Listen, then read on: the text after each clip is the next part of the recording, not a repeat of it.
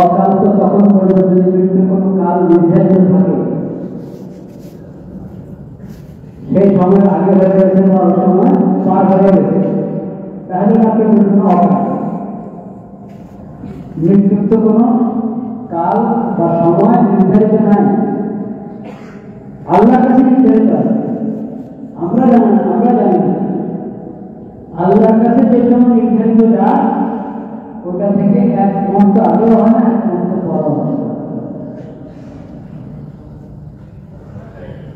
লা ইস্তাখিরুনা সাআতান ওয়ালা ইস্তাকদিমুন, এক মুহূর্ত আগেও না, এক মুহূর্ত পরও হয় না। সময় সবাই নির্ধারিত আছে, তবে সেটা আল্লাহর কাছে নির্ধারিত আছে, আমরা কেউ জানি না। আমাদের জন্য অনির্দিষ্ট, আমরা জানি না কার সময় কখন। তা আমি যখন জানি না কার সময় কখন, তাহলে কিভাবে বলতে পারি অকাল মৃত্যু?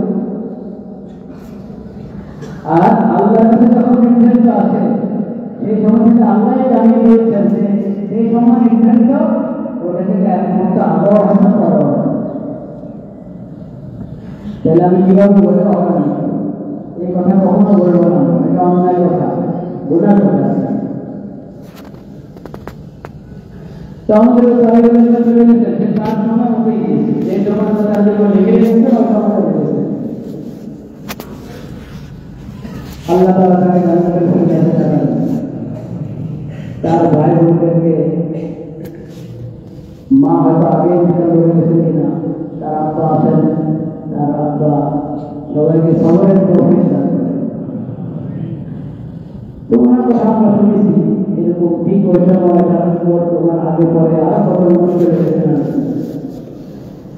কালিমা নিয়ে যেই কবরে গিয়েছেন সবার জন্য আমরা মাশাআল্লাহ দোয়া করি, আল্লাহ রাব্বুল আলামিন সবাইকে ক্ষমা করে দেন, জান্নাতে যাওয়া যায়। জান্নাত আর জাহান্নাম এটা কিন্তু মৃত্যুর পর থেকে শুরু হয়ে যায়। একটা তো হলো সরাসরি জান্নাতে প্রবেশ করা, সরাসরি জাহান্নামে প্রবেশ করা, সেটা তো হিসাব কিতাবের পর। কিন্তু কবর থেকেই যে নেককার ঈমানওয়ালা, যে আসলে জান্নাতি, তার কবর এর সঙ্গে জান্নাতের সম্পর্ক হয়ে যায়। তো কবরটা জান্নাতের একটা বাকি। আর যে জাহান্নামের আমল করেছে, জাহান্নামী, তার কবরের সঙ্গে জাহান্নামের সম্পর্ক হয়েছে, বলে নাউজুবিল্লাহ। তার কবরটা জাহান্নামের একটা কবর।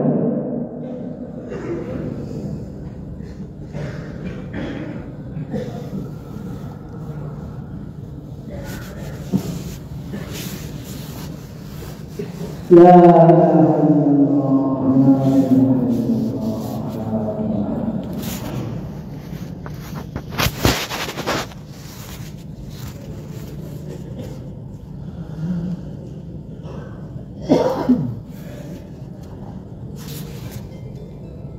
আমি বলছিলাম হায়াত মনের মালিককে কাজে এই হায়াত ব্যয় করতে হবে কার সন্তুষ্টির জন্য? আল্লাহ সন্তুষ্টির জন্য। তাবারাকাল্লাযী বিয়াদিহিল মুলকু ওয়া হুয়া আলা কুল্লি শাইইন কাদির। আল্লাযী খালাকাল মাউতা ওয়াল হায়াতা লিয়াবলুয়াকুম আইয়ুকুম আহসানু আমালা। মওত এবং হায়াত, মৃত্যু এবং জীবন সৃষ্টি করেছেন আল্লাহ। লিয়াবলুয়াকুম আইয়ুকুম আহসানু আমালা, যাতে আল্লাহ পরীক্ষা করে করতে পারেন, করে দেখেন যে তোমাদের মধ্যে কে সুন্দর আমল করে, কার আমল সুন্দর, ভালো আমল করা কে। হায়াত আর মওত এটা তো আখিরাতের জন্য পরীক্ষা। কে এই হায়াত আল্লাহ তাআলা এই জীবনকে ভালোভাবে ব্যবহার করে, সুন্দরভাবে ব্যবহার করে আখিরাতের প্রস্তুতি গ্রহণ করে জান্নাতের হকদার হয়, আর কে এই হায়াতকে নষ্ট করে অন্য অন্যায়ভাবে আল্লাহ দেওয়া জীবনটা নষ্ট করে, জীবনের অপব্যয় করে, আর এইভাবে সে জান্নাতের কোনো প্রস্তুতি গ্রহণ করে না, জাহান্নামের ঠিকানা নিজের জন্য সহজ করে নেয়। এই পরীক্ষার জন্য হায়াত আল্লাহকে করি। আমরা আলোচনা করছিলাম যে আল্লাহ রাব্বুল আলামিন সকল মানুষকে হুকুম করেছেন তাকওয়া অবলম্বন করার জন্য। কি অবলম্বন করার জন্য? তাকওয়া অবলম্বন করার জন্য। তাকওয়ার প্রথম সবক হলো কি? তাওহীদ, লা ইলাহা ইল্লাল্লাহ, লা ইলাহা ইল্লাল্লাহ। তাকওয়ার দ্বিতীয় সবক নবীর আনুগত্য, আল্লাহর আনুগত্য এবং নবীর আনুগত্য। আল্লাহ তাআলা যে শরীয়ত নবীর মাধ্যমে দিয়েছেন সেই শরীয়ত গ্রহণ করা, এটা তাকওয়ার সবক। কেন? এই যে হায়াত আর মৌতের জন্য ইত্তাকুল্লাহ ওয়াল তানজুর নাফসুম মা কদ্দামাত লিগাদ। তাকওয়া তৃতীয় সবক আপনি বলতে পারেন আখিরাতের প্রস্তুতি গ্রহণ। আল্লাহর দেওয়া হায়াতকে সুন্দরভাবে কাজে লাগিয়ে আখিরাতের জন্য কি করা? প্রস্তুতি গ্রহণ করা। এইগুলো আমরা একবারই প্রথম স্তর তাকওয়া। ইয়াকা না'বুদু ওয়া ইয়াকা নাস্তাঈন এবং আতিউল্লাহ ওয়া আতিউর রাসূল, আল্লাহর আনুগত্য করো, আল্লাহর রাসূলের আনুগত্য করো। ওয়াল তানজুর নাফসুম মা কদ্দামাত লিগাদ, জান্নাতের প্রস্তুতি গ্রহণ করো। কবর থেকে যাতে তুমি জান্নাতি হতে পারো সেই প্রস্তুতি গ্রহণ করো, এটা হলো তাকওয়ার সবক। এখন এই যে বড় বড় কয়েকটা তাকওয়ার পাঠ, তাকওয়ার সবক, এগুলোর মধ্যে আমাদের কি হারা ওটা যাচাই করা জরুরি না? খুব জরুরি, খুব জরুরি। তাওহীদ, লা ইলাহা ইল্লাল্লাহ, ইন্নাদ দীনা ইনদাল্লাহিল ইসলাম, ইন্নাদ দীনা ইনদাল্লাহিল ইসলাম। আল্লাহর কাছে গ্রহণযোগ্য দিন একমাত্র কি? ومن يبتغي غير الإسلام دينا فلن يقبل منه। এই ইসলাম ছাড়া অন্য কোনো সূত্রে, অন্য কোনো ধর্ম, অন্য কোনো মন্ত্র, তন্ত্র, নিজাম, মতবাদ, মতাদর্শ ধরে আল্লাহ সন্তুষ্টি চায়, আখিরাতের মুক্তি কামনা করে, জান্নাত কামনা করে, আল্লাহ বলেন কখনো তাকে এই সুযোগ দেওয়া হবে না, এটা তার থেকে গ্রহণ করা হবে না। যদি আখিরাতের মুক্তি চায়, জান্নাত চায়, তাহলে একমাত্র রাস্তা ইসলাম। ইসলাম কি জিনিস? ইসলামের প্রথম কথা হলো লা ইলাহা ইল্লাল্লাহ মুহাম্মাদুর রাসূলুল্লাহ। আকিমুস সালাত, পাঁচ ওয়াক্ত নামাজ, আতুজ যাকাত, অর্থের যাকাত আদায় করো, এবং সিয়াম রমাদান, রমজান মাসে রোজা রাখো, বাইতুল্লাহ হজ। এরকম আল্লাহ যা ফরজ করেছেন তা পালন করা, আল্লাহ যা হারাম করেছেন তা থেকে বিরত থাকা।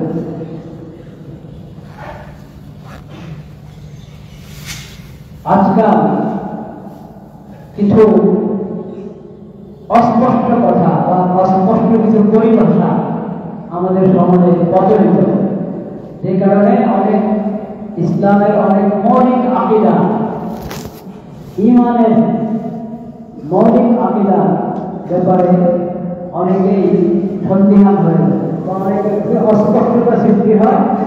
কি কারণে? ও সমস্ত অস্পষ্ট পরিভাষা, অস্পষ্ট কথার কারণে। যেমন একটা কথা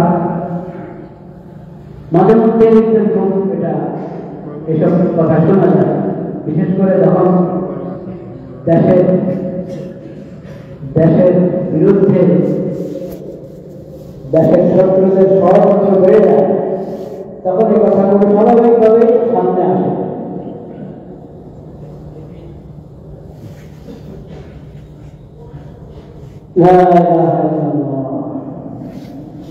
সকল ধর্মের ঐক্য, সকল ধর্ম কি? সকল ধর্মের ঐক্য, এই কথাটা কি অর্থ? এই কথাটার একটা সঠিক অর্থ আছে, একটা কুহুরি অর্থ আছে। যদি সঠিক অর্থে কথাটা গ্রহণ করেন তাহলে খুব ভালো দরকার, আর যদি কুহুরি অর্থে কথাটা গ্রহণ করেন তাহলে ইমানে থাকবেন না। সঠিক অর্থ কি বলে? আন্তঃধর্মীয় ঐক্য, আন্তঃধর্মীয় সম্প্রীতি। এটার সঠিক অর্থ হল ইনসাফপূর্ণ ভাবে, জুলুম মুক্ত ভাবে সকল ধর্মের মানুষ একসাথে বসবাস করে, সহাবস্থান। ইনসাফপূর্ণ সহাবস্থান, জুলুম মুক্ত সহাবস্থান। দেশটা মুসলিম দেশ, মুসলিম দেশে অমুসলিম, অনেক অমুসলিম থাকতে পারে, হিন্দু আছে, খ্রিস্টান আছে, অন্যান্য ধর্মাবলম্বী আছে। মুসলমানরাও তাদের উপরে জুলুম করে না, করবে না, করবে না, এটাই স্বাভাবিক। ইসলাম ধর্মের নির্দেশ আছেই কারোর উপরে জুলুম না করা, কোনো মুসলমানের উপরে জুলুম না করা, অমুসলিমের উপরে না করা, জুলুম না করা, এটা ইসলামের শিক্ষা। মুসলমানরা তাদের উপরে জুলুম করবে না, আর তারা মুসলমানদের উপরে জুলুম করবে।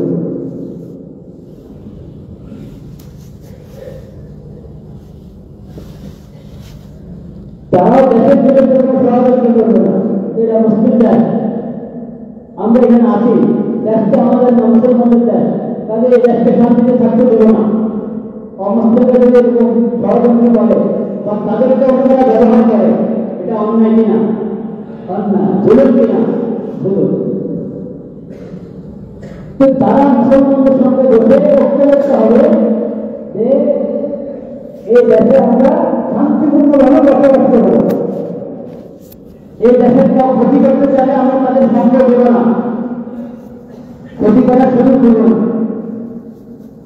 মুসলমানরা বলবে তোমরা যদি কারোর উপরে জুলুম না করো, শান্তিতে থাকতে চাও, তোমরা ওখানে না বলি, তোমরা থাকো শান্তিপূর্ণভাবে থাকবে। তাদের উপরে ওরা জুলুম করবে না, ওদের উপরে ওরা জুলুম করবে না। দেশের বিরুদ্ধে, ইসলামের বিরুদ্ধে কোন ষড়যন্ত্রতে তারা কাউকে কোনো সুযোগ দেবে না, নিজেরা ষড়যন্ত্র করবে না। কেউ তাদেরকে যদি ভুল ব্যবহার করতে চায় তারা এই সুযোগ দেবে না।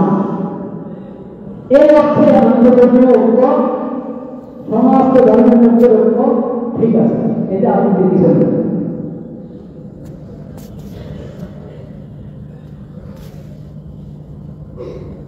কিন্তু এই অর্থের অর্থ যদি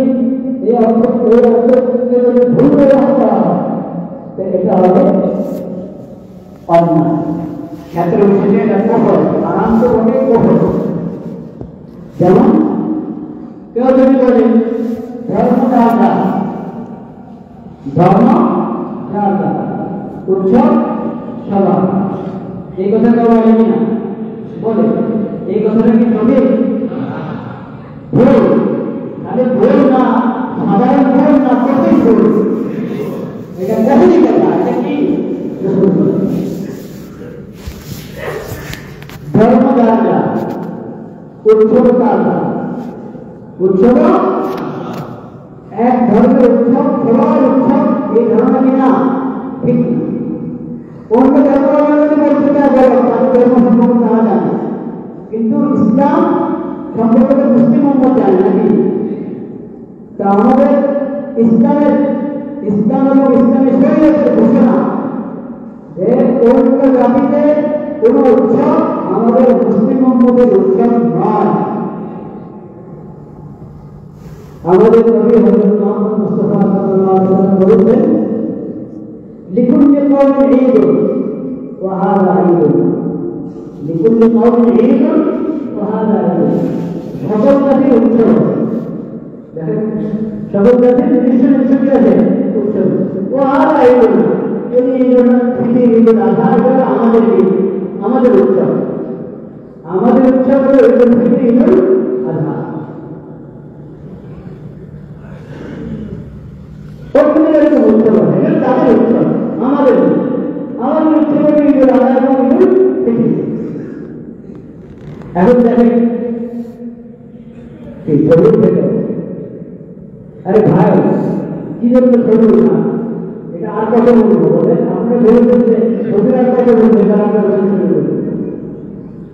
আপনি যখন বলছেন আমার নজর পড়লে আমি বিশ্বাস করবো। আপনি বলতে পারলে আপনার ছবি দেখা যায়, আমরা ইন্টারনেটে আপনার ছবি দেখি, আমার ছবি দেখেন সেদিকে আমি বোঝাই, আমি পছন্দ করি, আমি কাউকে বলি, আমি সবসময় নিষেধ করি। এখন যে ভালো মানুষ নিষেধ করে আর যে নিষেধ করে না সে বলে দেখি।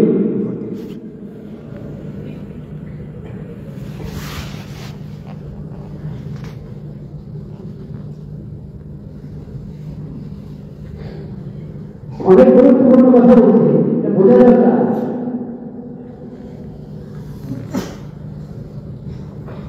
সকল ধর্মের মধ্যে সহাবস্থান মুসলিম দেশে যারাই থাকবে তাদের পরিমণ্ডলে তাদের উৎসব, তাদের উপাসনা যা যা করার তারা করবে, এটা তাদের বিষয়, এটা তাদের বিষয়। তারা আল্লাহর কাছে জবাব দিবে, তাদের সঙ্গে আমাদের বিষয় তারা। আমরা বাস্তবের তাদের মুসলমান বানাবো না। আমাদের রব আমাদের মাওলার কথা বলেন, আমাদের মাওলা বলেছেন লা ইলাহা ইল্লাল্লাহ। বাস্তবের কাউকে তুমি মুসলিম বানাতে রাখা হয় না, কারণ মুখে মুখে মুসলমান হলে মুসলমান, দিন থেকে মুসলমান হতে হবে না।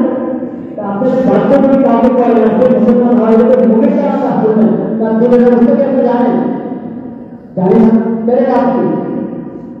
তাহলে আপনি বাধ্য করে কাউকে মুসলমান করার কথা আল্লাহ রাসূল বলেন।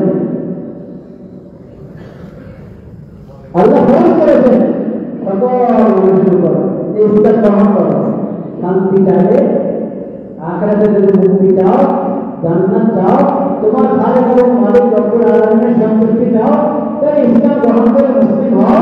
আখিরাতে হযরত মুহাম্মদ মুস্তাফা সাল্লাল্লাহু আলাইহি ওয়াসাল্লামের উপর ঈমান আনো, তার শরীয়ত তার সুন্নাত গ্রহণ করো, এটা আল্লাহ ফরজ করেছেন। এই ফরজ যে জাতি যে গোষ্ঠী আল্লাহর ফরজ লঙ্ঘন করবে, ইসলাম গ্রহণ করবে না, আল্লাহ তাকে বাধ্য করে, আল্লাহ মুসলিম উম্মতকে বলে না তাকে বাধ্য করে মুসলিম বানাও না। আল্লাহ চাইলে পারেন, কিন্তু আল্লাহ বলেছেন না। আল্লাহ বলেছেন আমি আহ্বান করেছি, দাওয়াত দিয়ে দিয়েছি, ঘোষণা দিয়ে দিয়েছি, ফরজ করে দিয়েছি, এখন যে না মানবে তার হিসাব আখিরাতে। দুনিয়াতে আল্লাহ নামে পাকড়া করতে পারেন, আল্লাহ বন্দাদেরকে দিয়ে পাকড়া করতে পারেন বিভিন্নভাবে, ও আসমানি ভাবে কোনো মুসিবত অবতীর্ণ করতে পারেন, কিন্তু এখানে বর্ণনা না করেন কবর থেকে শুরু হবে আস্তে আস্তে।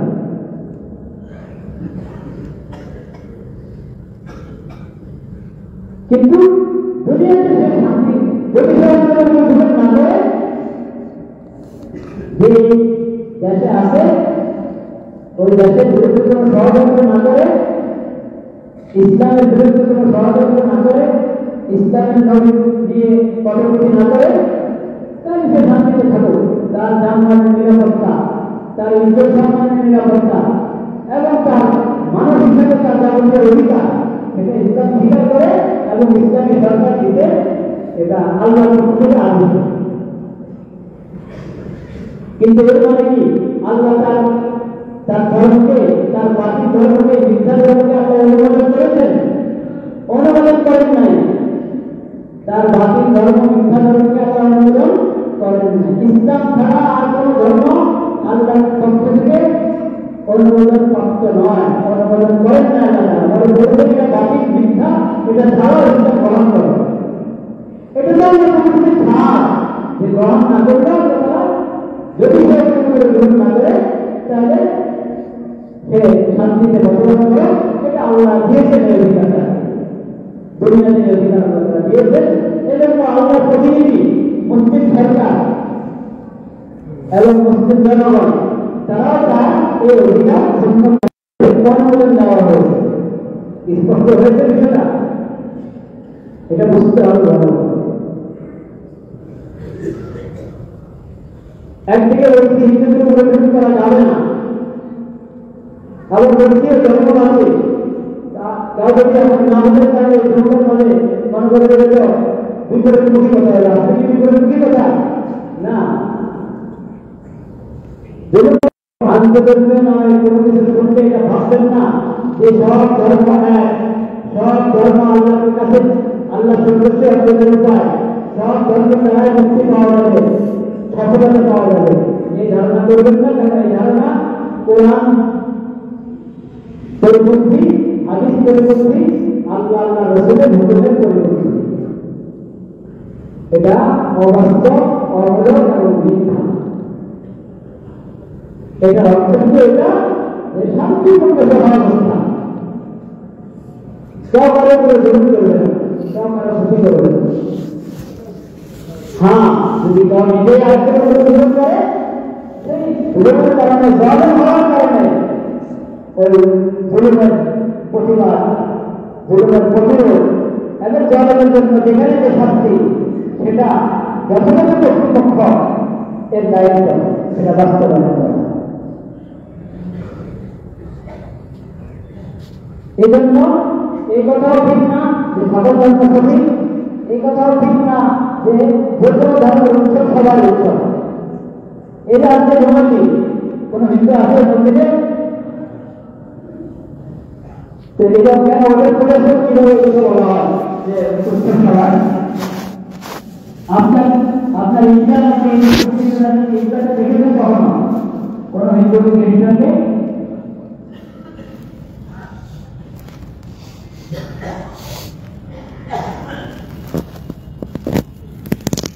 এটা বুঝতে হবে যাতে আমাদের অঙ্গের যে অঙ্গ প্রয়োজনীয় সে অঙ্গের নাম নিয়ে কোনো পুকুরে আকিদা কোনো পুকুরে বিশ্বাস না করতে পারে। এই জন্য ইসলামের আকিদাগুলোকে ভালোভাবে বোঝা জরুরি। আল্লাহ তাআলা সেই তৌফিক আমাদেরকে দান করেন।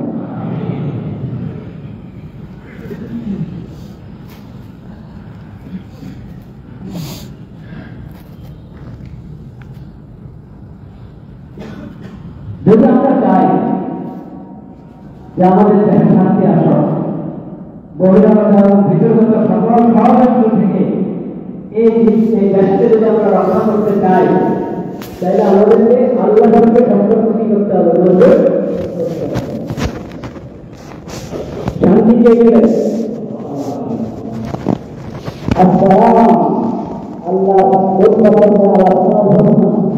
আছে না নিরানব্বই, এটা মোটামুটি জানার নাগালের ভিতরে আছে। এটা আল্লাহ অনেক ওগুলো কিন্তু একটা নম্বর আসসালাম, আটটা নম্বর আল-মুমিন।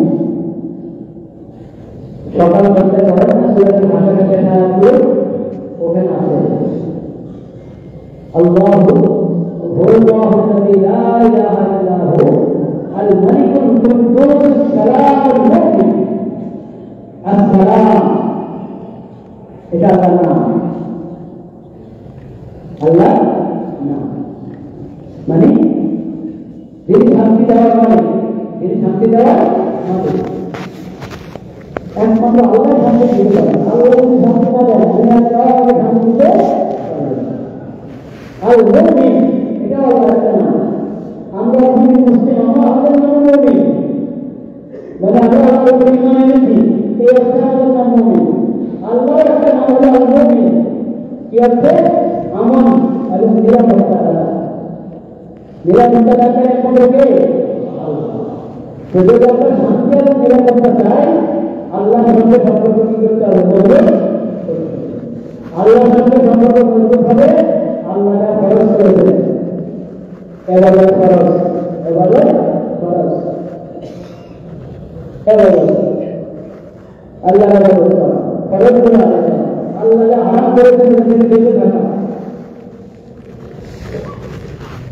এবং আল্লাহর জমিনে আল্লাহর বিধান বাস্তবায়ন করা, আল্লাহ জমিনে আল্লাহ বিধান করা বাস্তবায়ন করা, আল্লাহ জমিনে তাওহীদের জমিনে যদি অন্যদের সংস্কৃতি, অন্যদের সভ্যতা, অন্যদের পছন্দের আইন কানুন বাস্তবায়ন করা হয়, তাহলে কি আল্লাহর সাথে সম্পর্ক মজবুত হবে না সম্পর্ক শেষ হবে? আল্লাহর সাথে সম্পর্ক মজবুত করতে হলে আল্লাহর ইবাদত করতে হবে, আল্লাহর বিধিবিধান মেনে চলতে হবে, দেশের মধ্যে আল্লাহর বিধিবিধান বাস্তবায়ন করার আপ্রাণ চেষ্টা করতে হবে।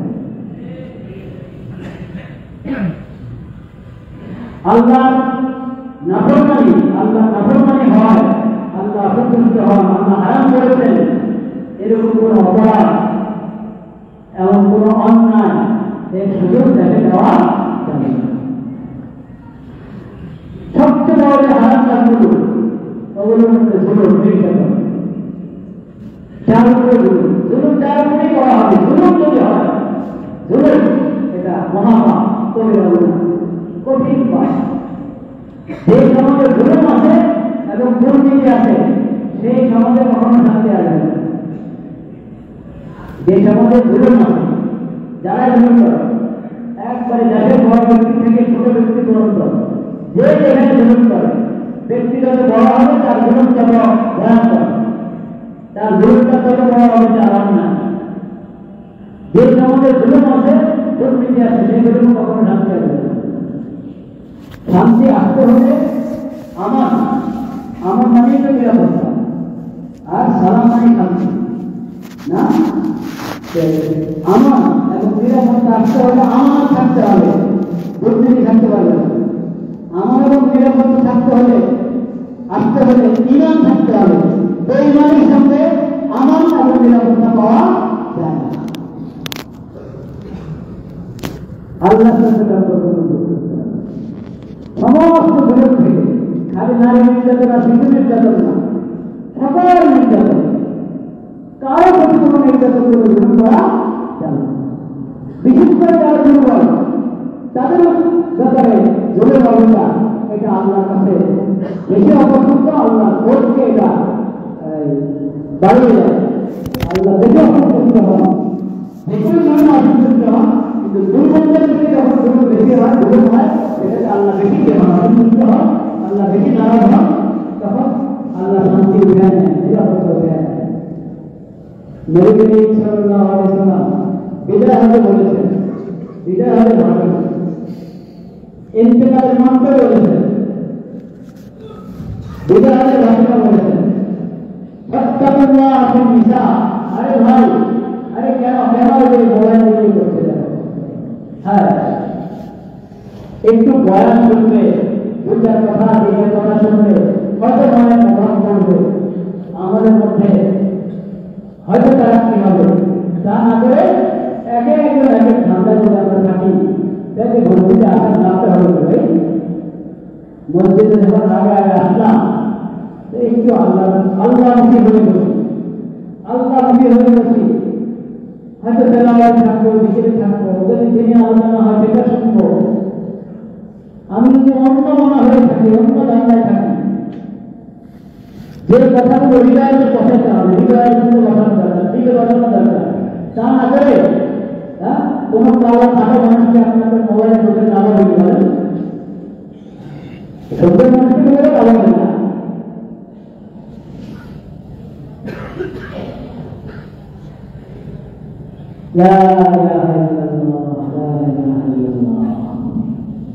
যারা এরকম করে আমাদের আলোচনা করা হয়ে গেল নষ্ট হয়, হ্যাঁ, এটা কি তাদের আমলের মধ্যে নেক আমলের জন্য দেখা হবে? বিদায় আছেন নবী করিম সাল্লাল্লাহু আলাইহি ওয়াসাল্লাম, ফাত্তাকুল্লাহ ফিন নিসা, ফাত্তাকুল্লাহ ফিন নিসা, ফাইন্নাকুম আখাযতুমুহুন্না বিআমানিল্লাহ, ফাইন্নাকুম আখাযতুমুহুন্না বিআমানিল্লাহ واستحللتم فروجهن على كلمة الله سبحان الله فداك أبي وأمي يا رسول الله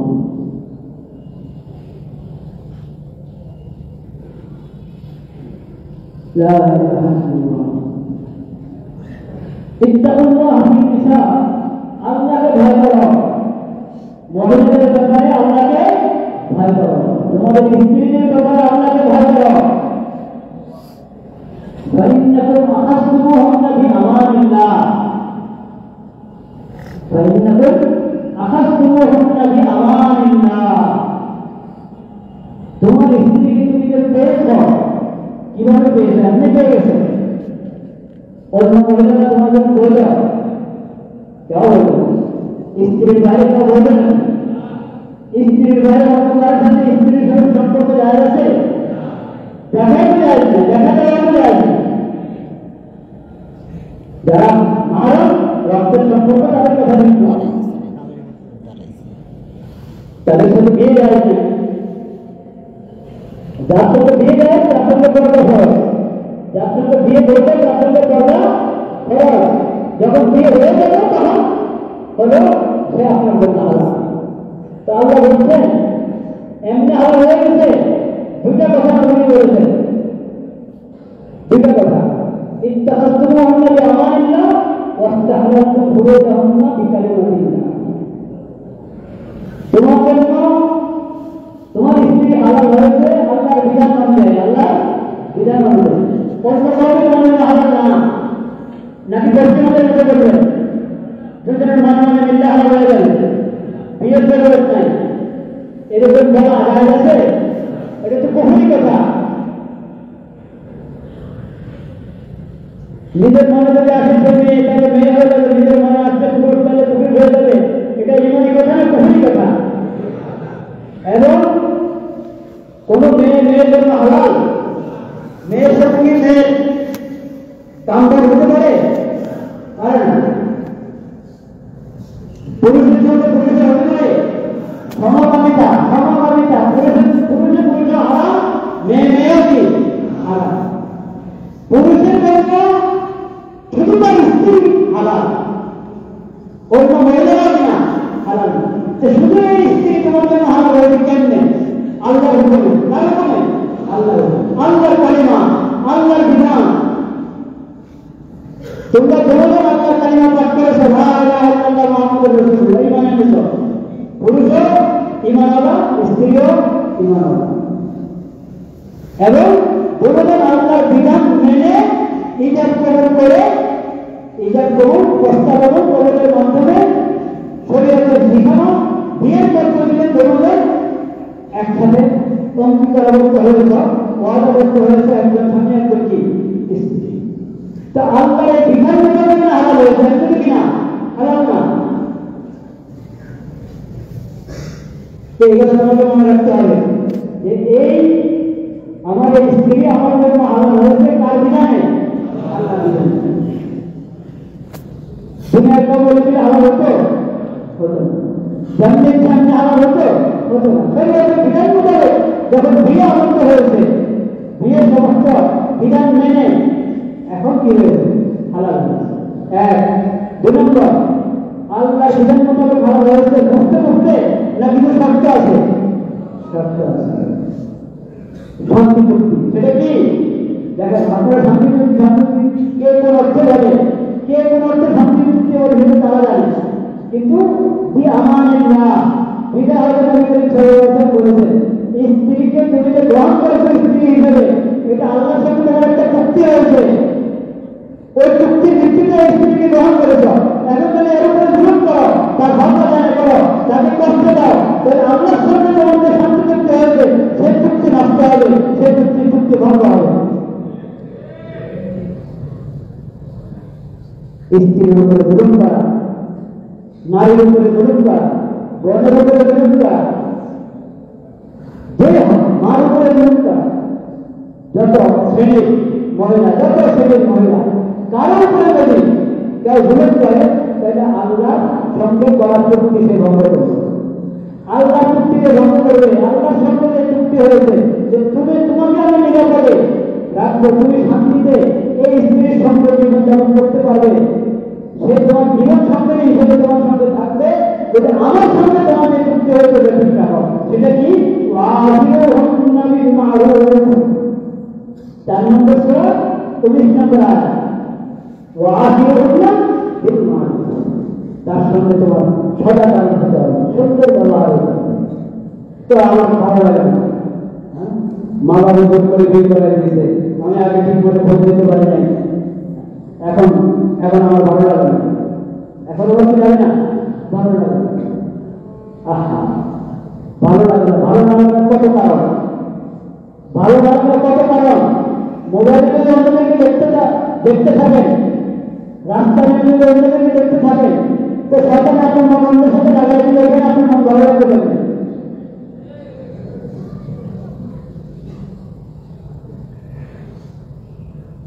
আমার ভালো লাগে আল্লাহ রাব্বুল আলামিন তো জানেন কারণে অকারণে এবং অযৌক্তিক কারণে ভালো লাগে না এরকম একটা বলতে পারে আল্লাহ আগে বলে দিয়েছেন ফাইন কারিহিমুহুন্না ফাআসা আন তাকরাহু শাইআন ওয়া ইয়াজআলুল্লাহু ফীহি খায়রান কাসীরা তুমি যদি বলো আমাদের ভালো লাগে না হ্যাঁ আল্লাহ আগে বলে দিয়েছেন যদি তোমার কাছে ভালো লাগে না খারাপ লাগে তাহলে চেহারাটা কেমন দেখেন আপনি যদি দিন থেকে ভালো লাগাতে চান সব চেহারা আপনাদের ভালো লাগবে আর যদি ভালো না লাগাতে চান একবারে সবচেয়ে সুন্দরী হলে আপনাদের ভালো লাগবে এটা একটা বাস্তব কথা এটা কিন্তু বাস্তব কথা যখন স্ত্রী হিসেবে আল্লাহ আপনার কিছুতে রেখেছেন আপনি গ্রহণ করে নিয়েছেন কালিমা পড়া হয়ে গেছে হিজাব কবুল হয়ে গেছে বাস একে আল্লাহ আমার জন্য সৃষ্টি করেছে আমার কিছুতে রেখেছে আমার জন্য এই ভালো আমার জন্য এই ভালো বাস আর কোনো কথা নেই আপনি দিক থেকে গ্রহণ করেন মনে রাখবেন আল্লাহর কাছে আল্লাহ আমাকে তার দৃষ্টিতে ভালো লাগিয়ে দেন তাকে আমার দৃষ্টিতে ভালো লাগিয়ে দেন আমাকে তার মনে বসিয়ে দেন তাকে আমার মনে বসিয়ে দেন পবিত্র দোয়া করেন না আপনারা জানেন সবাই পবিত্র করে দোয়া করেন দেখবেন কয়েক মিনিটের পরেই আপনার কাছে আপনার স্ত্রীর চেয়ে বেশি ভালো বেশি সুন্দরী কামে তার কাছে আপনাকে বেশি সুন্দর বেশি ভালো কামে চাইতে কেমন তো আমরা বলেন তুমি যদি বলো ভালো লাগে না এরকম অনেক বিষয় আছে তোমার কাছে ভালো লাগে না কিন্তু আল্লাহ তাআলা তোমাদের কল্যাণ রেখে দিয়েছেন আল্লাহ তোমাকে কি রেখেছেন আশা তাকরাহু শাইআন এটা হওয়া একবারই স্বাভাবিক তোমার জিনিসটা তুমি এত সুস্থ করছো কিন্তু আল্লাহ তাআলা তোমার জন্য এখানে কল্যাণ রেখেছেন কাজে তোমার স্ত্রী যদি তোমার কাছে ভালো না লাগে তার কথা ভালো লাগে না ব্যবহার ভালো লাগে না চেহারা ভালো লাগে না এই ভালো লাগে না ভালো লাগে এসে করবো না তুমি ভালো লাগিয়ে নাও ভালো লাগিয়ে নাও পছন্দ করে নাও তোমার জন্য এখানে করলাম তোমার জন্য এখানে করলাম বাচ্চা হয়ে গেছে তাও ভালো লাগে না আরে যার বদলতে যে স্ত্রীর বদলতে আমি বাবা হতে পারলাম যে স্ত্রীর বদলতে আমি কি হতে পারলাম বাবা হতে পারলাম এরপর একটা কথা আছে সে আমাকে বাবা বানিয়ে দিয়েছে দেওয়ার মানে আল্লাহ মাধ্যমকে আমার স্ত্রী 10 মাস আমার বাচ্চাকে সে গ্রহণ করেছে আপনি গ্রহণ করেন নাই এই বাচ্চা আপনি গ্রহণ করেন নাই এই বাচ্চা উনি গ্রহণ করেছেন 10 মাস এরপরে আরো 2 বছর তাকে বুকের দুধ দিয়েছে এরপরে এই 3-4 বছর 5 বছর পর্যন্ত কিচ্ছু বুঝে না সব কিছু তার লালন পালন এই মহিলা করেছে এরপরে আপনার কাছে এই মহিলা ভালো লাগে না কি জবাব দেবেন আল্লাহর কাছে আল্লাহর কাছে কি জবাব দেবেন আর কিছু দিকে তাকাবেন না যে সে আমাকে বাবা বানিয়েছে সে আমাকে বাবা বানিয়েছে তার মাধ্যমে আমি এই যে ভুল করেছি 1টা 2টা 3টা ভুল পেয়েছি তার মাধ্যমে আলহামদুলিল্লাহ আল্লাহ শুকর আদায় করেন আল্লাহ শুকর আদায় করেন স্ত্রীর সাথে সুন্দর ব্যবহার করেন আল্লাহ বলে দিয়েছেন আশীর্বাদ মারুফ তাদের সাথে ব্যবহার তোমার দুজন তোমাকে ভালো লাগে না তো ভালো লাগে না এমন জিনিসের মধ্যে যদি আমরা তোমাদের কল্যাণ দেখে থাকুন তা ভালো লাগবে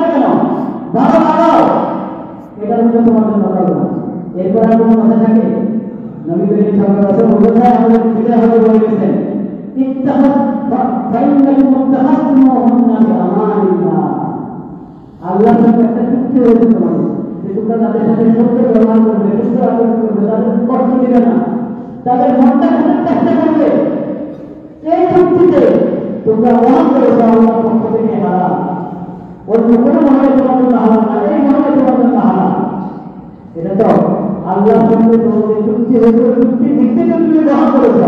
এখন যদি তুমি তার সাথে খারাপ ব্যবহার করো, তাকে তার উপরে ভুল করো, তার মন বোঝার চেষ্টা না করো, তাহলে এটা অন্যায় হবে, ভুল হবে। আল্লাহর সাথে যে চুক্তি হয়েছে চুক্তি ভঙ্গ। আল্লাহ তারা আমাদেরকে হেফাজত করে। নারীদের কাজ করা তো নিষেধ করে। নারীদের জন্যই আজ আছে, নারীদের জন্যই আজ আছে, তারা স্বামীর সাথে কেমন ব্যবহার করবে সেটা আরেকটি।